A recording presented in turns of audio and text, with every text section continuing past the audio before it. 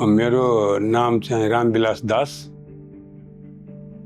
Janakpur ward number 4 में घर छ। म यो व्यवसाय हाँस पालन 43 वर्षदेखि गर्दै आइरहेको छु। म यो व्यवसाय सुरुमा चाहिँ म कपडा लाइनमा थिएँ, कपडाको व्यवसाय गर्दै थिएँ। त्यस बेलामा मत्स्य विकास योजना आयो। मत्स्य विकास योजनाले मलाई यो कार्यमा लगायो। अनि लागेपछि 3-4 वर्षसम्म पालन गरेँ। त्यस पछाडि मैले हेचरी बसाएँ अनि चल्ला पनि उत्पादन गर्दैछु। र यो व्यवसाय हाँस पालन गर्दा गर्दै परेवा पनि पालन सुरु गरेको छु। माछा पनि छ। यो 9 बिघा पोखरी, 9 बिघा क्षेत्रफलमा पोखरीहरू खनाएर माछा, हाँस, परेवा यो कार्य गर्दैछु। त्यसपछि यो व्यवसायलाई सिकिसकेपछि अब अगाडि बढाउँ भन्दाखेरि पैसाको पनि चुनौती आयो। म जुत्ताको पनि कारोबार केही दिन गरेँ, 10 वर्ष। अनि जुत्ताको नाउँमा ऋण लिएँ।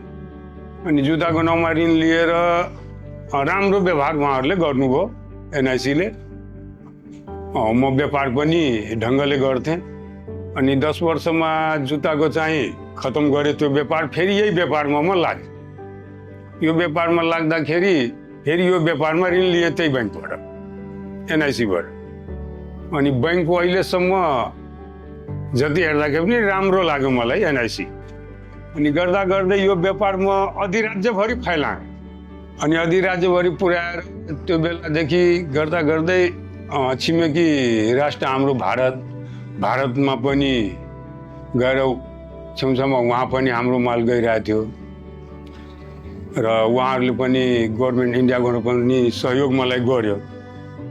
त्यो बेलामा सरकार धेरै साथ दिएको हुनाले म धेरै अगाडि बढेँ यो व्यापारमा। र अहिले खुस छु। म यो गर्दैछु। अहिले पनि मेरो वर्षको महिनाको 72,000 हाँसको चल्ला उत्पादन हुन्छ। उत्पादन गर्ने क्षमताको मेसिनहरू राखेको छु।